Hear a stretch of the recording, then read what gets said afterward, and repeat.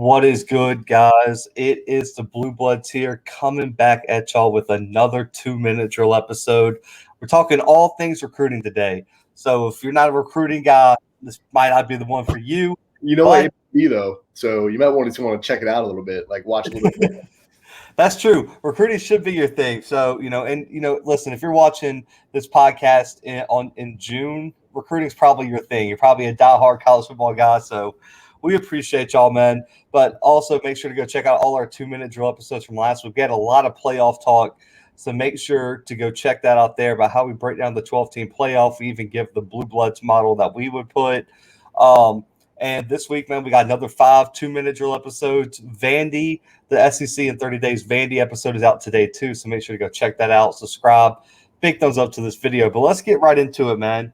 We have 247 Sports here, and they released their developmental ratings, Brandon. So it's how many top 247 players they got, what percent of those got drafted, and they give each school a development rating. So the way they do this is, Brandon, that they get a points awarded per recruiting ranking and draft slot. So you get 2.5 points if you take a top 50 player and he's a day one pick, so a first round pick. But you get 3.5 points if you can turn like the 200th ranked player into a first round pick. So the better you develop these players, the better ranking you get. And so I have the rankings here. So let's pull them up. Shout out for 247 for this graphic. Brandon, the first thing I want to address is the 61 top 247 players, which means 61 players in the top 247 players, Brandon, went to Alabama. And they got over 65% of them drafted, had the highest rating in terms of development rating. And, this is something I also want to talk about, Brandon. 247 released some stats about this dominance. Some of y'all might know this. Every recruiting class Saban has signed at Alabama has won at least one national championship within 3 years of stepping on campus. Every Alabama team, Brandon, from 2008 to 2020 was ranked number 1 in the AP at least 1 week. 6 national championships in 14 years for Saban. That's more national titles than all but 18 FBS programs in their history. And Saban has 0 split national championships, which means no one else has a claim to it unless you, I guess, want to yell about UCF, but probably not. And Brandon, Saban has produced more first-round picks with 39 than he has lost games at Alabama with 23. So that kind of that's just absurd facts that in light of these developmental rankings. But Brandon, what are your biggest takeaways from at least this top 10? And are you really surprised to see Alabama at number 1? I'm not surprised at all that it's Alabama at number 1. I guess the thing that surprises me the most is seeing Washington there at 3. Just because we don't think about Washington as like a big hot spot for recruiting. And that kind of shows when you look at how, 12 of their, they've only had 12 top 247 players. And I guess they pumped out nearly 60% of those to the draft, which would give them a great rating, as opposed to like Ohio State, who has 51. And you know what? I don't understand how this graph works, but I'm going to run with it. Well, because Ohio State probably lands higher rated talent than Washington. Right. And so you got to think about how many first round picks Washington has had in the recent years, especially from that defense. That's true. So it does surprise me that Washington's up there. It really surprises me that Florida's up there, actually, because Florida in the past couple of seasons hasn't been great. This past season, obviously the best season, it's probably since the championship seasons that they had back in the 2000s. Like, what was it, 05, 06, or like 06 or 07? Yeah. Back since then. But other than that, this is kind of standard to me in a way. Like, Alabama's up there, Ohio State's up there, LSU's up there, Oklahoma's up there. Clemson's missing, which is interesting. I got the rest. I got 11 through 20. So we'll go through that next. They're on that list, but that's where we're going to get into some weeds. Okay. Other than that, Zach, I mean, this looks fairly standard. I mean, Ole Miss always does a great job recruiting. For the people that are like, oh, why is Ole Miss on there? Ole Miss is always somehow like in the top 10 recruiting. I don't know if you remember a couple of years ago, Zach, when Ole Miss was like number 1, number 2 going into like National Signing Day. Like they always have. That's what I was about to say. That 2013 class with like Laramie Tunsil and all of them are included in these rankings. And if you take away that class, Ole Miss falls very, very far in terms of, because especially with some of those Matt Luke classes, there's not much to really go off of there. Yeah. And other than that, Zach, I mean, Miami and Stanford on here. You have to remember Stanford was pretty dominant, at the time that this graph would be taken into account. Miami's just a real hot spot for recruits. I mean, they have, I guess they still have that legacy from the early 2000s that people still want to play for them in the 80s, I guess. Other than that, Zach, I mean, like I said, nothing really surprises me on here that much. Right. Well, so 247 did like a statistical analysis on this, and apparently they came out with that 0.9 is the cutoff for college football playoff contenders. And the only programs who have not made the playoff above this cutoff are Miami, Florida, and Ole Miss. Well, if y'all don't remember, Ole Miss almost made it in 2013 and actually was ranked second in the initial college football playoff rankings. Florida almost made it this year, and Miami's had a few runs where they've been right outside the mark, including this year, because Miami was the top 10 team this year. So that's kind of the thing. And also Miami being ranked 6. I mean, Brandon, 15 of their 23 qualifying players for this list all got drafted. Yeah. So that's why they're up there. And also people also want to get people to remember Stanford. They've won at least 8 games every few years. And then this also includes the Jim Harbaugh classes from way back in the day. So that's the other thing. But I want to shift over here, Brandon, because there's a lot of questions about Clemson. Well, there's Clemson for you at 11, Brandon. And so last year, Clemson ranked 3rd in this ranking. The problem here, Brandon, is their 2016 class. They had 7 of their 11 qualifying players not get drafted. Right. And then as the rankings move on, the 2011 class had 2 first-round picks in that class are no longer eligible to be counted. So that's kind of what happened there. Yeah, right. I mean, that's fair enough. So that's why Clemson's down here. But, I mean, Brandon, on this list, though, are you surprised to see anyone here? Or are you surprised one of these teams wasn't higher? I'm not surprised to see any of these teams on here. I'd maybe think you know who I'm actually surprised isn't on here at all is Texas. You'd think Texas would be on here at some point. They're not. Maybe like a Texas A&M as well. They're not on here. And they've seemed to have a lot of talent that was drafted. I'm not sure exactly how high their recruits were ranked at the time, but no, I mean, given this list, these teams seem to be kind of in an appropriate spot. I really can't see any outliers here. I guess Clemson I think would be higher, but like you just explained that. Yeah, and then Tennessee maybe being a little high, especially based on what they are now. But I mean, they've had a lot of players drafted recently, and Brandon, this is actually funny. So Auburn had the highest percentage of players drafted on this in this group, but they all were day 3 picks. I see. Okay. So that's what drug Auburn down, because I could see Auburn being somewhere closer to the top 10, because I could see Auburn being above Ole Miss in the long run. But this kind of just shows how teams recruit and things. And then Brandon, just to let you know, the next closest were Arkansas was 21, Michigan State 22, Mississippi State 23, South Carolina 24, and Texas 25. Okay. For the next 5. And then A&M and Oregon were 26 and 27. Okay. That's cool. I'm fine with that.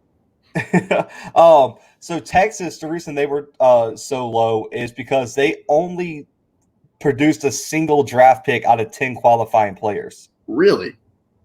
They've only had 1 first-round draft pick since 2014, and they've landed 12 5-stars from 2010 to 2018 that have opted out and didn't get drafted very high. See, that's just crazy to think about. Now, Zach, let me ask you this. I don't know if you know this or not, but does this list include players that like were maybe recruited to a school, they committed there, they started there, and then they transferred out and were drafted elsewhere? Like what team would that count toward? Okay, so the four type of players that were removed from this data were players who were dismissed. So if you had a player with a behavioral issue or something like that that couldn't play, they were taken out. Players who didn't qualify, and players who medically retired, and players who transferred after 2 or fewer seasons. Okay, what I was getting at was Alvin Kamara at Alabama, then transferring to Tennessee, and that was like the one that came to mind. Yeah, so he counts toward Tennessee. Okay. Gotcha.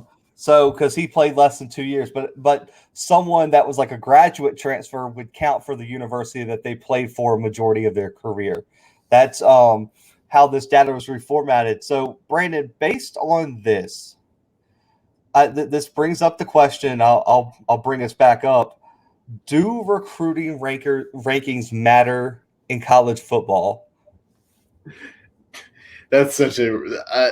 I want to say yes because I love recruiting and I love all the data and analytics. But Zach's really the data and analytics guy. I just pretend to understand it. But I honestly don't know that it matters. I mean, we see kids all the time go in as like a 2 or 3 star, and then they end up balling out. I mean, I'm an LSU fan, so obviously I'm going to bring up Justin Jefferson here.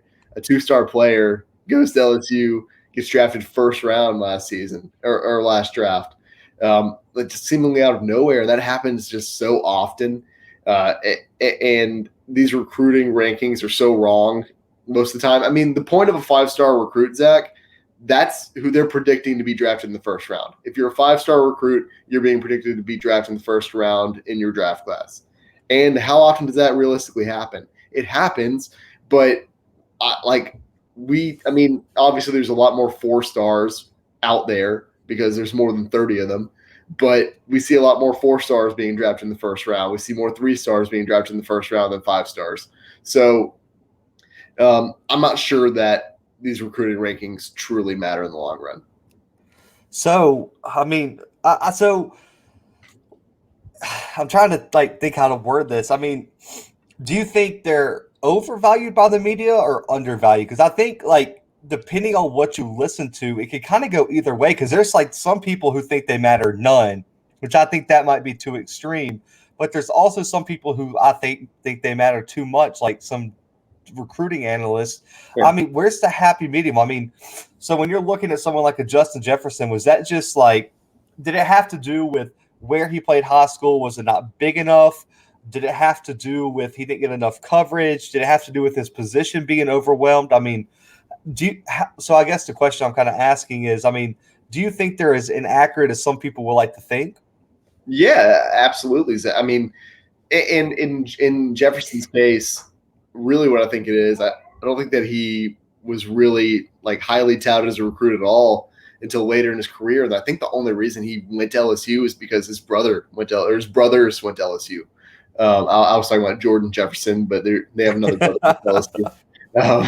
That's really the reason that he was even there in the first place, I believe. So I don't honestly know his whole background and why he was rated so low. He went to a pretty predominant high school in New Orleans, and he had every chance to shine. He just ended up, and I think he was like a composite 3-star, but he was a 2-star rated. He was a 2-star rating somewhere, and that was the whole quote by him and everything. But I get what you're saying, Zach. We do need a happy medium, and honestly, I feel like we're overcomplicating things here.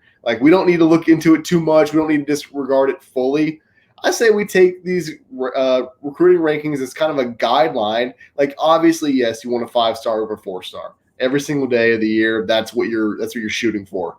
But don't just sit there and be hell bent on that 5-star player if you happen to see a 4-star who plays better than him. You know what I'm saying? So use them as a guideline, but do your own research. Find out what you like about this guy, how he fits in your scheme, and everything else. Because every single 5-star out there, Zach, if you put them all on one team, it might clash because they might not all play well together. I mean, things like that. So I feel like a teacher planning a lesson, because that's kind of what I wanted you to say. So the quality of 5-star matters. So Brandon, I got some stats that I found, and pulled up. They separated the 5-star class in half. So the top half of the 5 stars and the bottom half of the 5 stars. The draft rate for the top half was over 62%. Okay. So if you got a top 15, 20 player, they got drafted a majority of the time, and the retention rate was up over 50% in the NFL. When you take the bottom half, that percentage drops all the way down to almost under 40%. And what I mean, it's like I think people say like 10% of college athletes go on to play in the NFL, something like that. So we really take that into consideration here, because when you think about, you know, the top half, like the top 15 players in the country, basically, and when you say 60% of them, you know, the first thing that pops into my mind, and I'm not sure, you know, I obviously can't read your guys' mind, people listening out there, but I was like, wow, that's it. Like, that's all out of the top 15 players in the country that get drafted. Only 10% of players actually go on to play in the league. So that's pretty significant. That's a big number. A fact. So that's where I want to kind of take us as we wrap this episode up. So it's not only getting a 5-star, it's developing that 5-star and getting the right 5-star that fits into your system that can come in and play. So, Brandon, we got this graphic for 247 Sports, which is 5 stars since the 2008 class, what school they went to, how many that school got. We got the percentage of first-round picks and the percentage drafted. And so the key the one I want to focus on, so since 2008, Dabo Swinney hasn't, you know, took a while to rebuild Clemson. Look at that 92.3% drafted. So he has had almost every single 5-star he's landed at Clemson be drafted. I mean, that's incredible. And when you compare that to the next highest, which is Alabama, by the way, like, it's just there's such a significant difference in those two numbers, 92.3 and 75.6. That's insane. So he's landed 12. Yeah. I mean, 12 of the 13 have been drafted. Saban's up at 75%. But, Brandon, when you look at this and look at, I guess, the short list, and so this isn't where every 5-star is gone. This is just all the schools that have landed 10 or more. So Auburn's the cutoff of 10.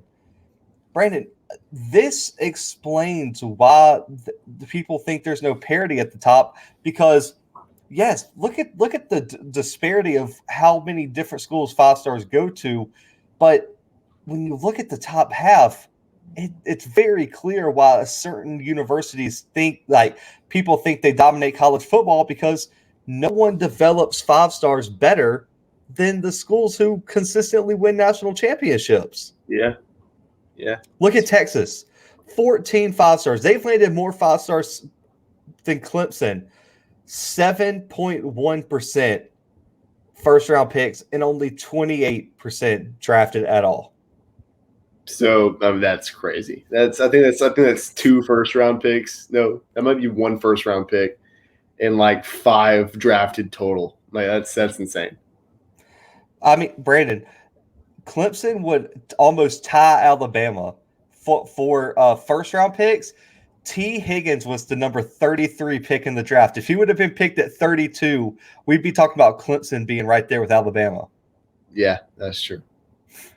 I mean, and this shows why there's schools that can consistently keep up on the recruiting trail but don't produce it on the field. And this is why I think there's a huge competition in terms of player development in college football. That's why you see these multi-billion-dollar facilities keep going up around college football, because you're going to have to sell to these recruits that you can produce them, not just, you know, not just recruit them, because that's why Quinn Ewers probably isn't going to Texas.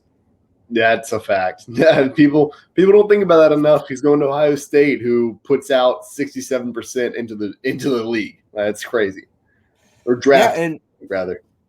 I mean, there's teams that aren't on this list. Brandon, Miami, 1 for 9 on 5-stars. Ooh, that's tough.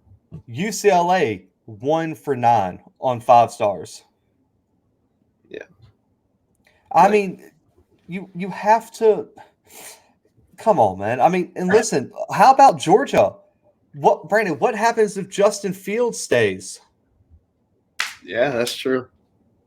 Lincoln Riley landed all the play. I mean, there's so many coaches who could do better. But I mean, Brandon, this is the stat right here. So like I know we talked about recruiting with the other list with like development and everything. This is why Clemson is the only program that can run with Alabama right now. That's true. But Zach, I mean, I think what we can't attribute 100% of this to player development either. Like, there's going to be some guys that go into college and like they could basically be drafted out of high school. And like, how many of those guys are going to Alabama already? Like the guys that are good enough to go to the league out of high school. How many of those guys are going to Clemson? You know, and I'm not talking about quantity here. I'm talking about like quality. I'm talking about quality. So like, how many of those guys realistically are going to only these two schools, or maybe even to Ohio State as well? Yeah. So like, we can't 100% chalk this up to player development, but it's hard not to when we're talking about Nick Saban and Dabo Swinney and Ryan Day. So, I just kind of want to throw another perspective out there. I mean, and this also for me proves that coach, man, listen, you can recruit the best recruiters in the world for your staff. If they can't coach them on Saturdays and over the 3 to 4 years you get them, man, it doesn't matter. And I think that's like the type of narrative that needs to be pushed more is like, man, like, yes, it's great. Recruiting rankings are great year in and year out, man. We love them. Signing day, we're like, man, who's first, who's second, who's third? But, man, if they get on campus, you don't know what to do with them. Yeah. I mean, but what you going to do? And I think that's what we get. So that's the biggest thing that worries about me is, man, I get it. Like, there's like a push that recruiting needs to be more diverse. It needs to be like there needs to be more parity in where these 5 stars go. But, man, Brandon, really and truly, like, is the player development there for some of these smaller schools? Right. Like, it like, let's say, so like the bit, like, I'm trying to think of like a school I'm going to use, but I don't want to like piss anyone off. Marshall lands a 5-star defensive end. Is he going to be the same 5-star that he would have been at Alabama or Clemson? Oh, hell no. No. I mean, let's take Ed Oliver, who was an absolute stud at Houston. How much better would he have been if he got the coaching at Alabama or Clemson? No, I mean, you're absolutely right, Zach. You can't beat that. You can't beat the coaching staff, essentially. So, yeah. But, guys, comment below what y'all think. How outrageous is it that Clemson develops over 90% of their 5 stars into draft picks? What does this mean for the future of college football recruiting? And do recruiting rankings matter, man? Comment below and let us know. But, guys, we'll be back tomorrow with another 2-Minute Drill episode. Make sure to catch up on 2-Minute Drill episodes and our SEC in 30 days. And if you're not an SEC fan, make sure to go find your favorite conference, your favorite team. Probably got an interview for them, so make sure to check that out. We're going to be back tomorrow, and we got a big topic tomorrow. I'm excited about it. Pro Football Network, the Draft Network released their top 10 HBCU players going into the 2021 season. We're going to be breaking down the list, and we're going to be telling them where they went wrong and who they overlooked. And guys, I don't want to start anything, but there were no Jackson State players on the list. It was tough. It was a tough look. But guess who had one? Southern. Alabama A&M had 2. No, had 4, and if you include the honorable mentions. So, guys, we're going to be breaking it down. So tune in. We're ready for all the smoke on that one. But, guys, for B-Dub, for myself, the 2-Minute Drill, and the Blue Bloods, we are out.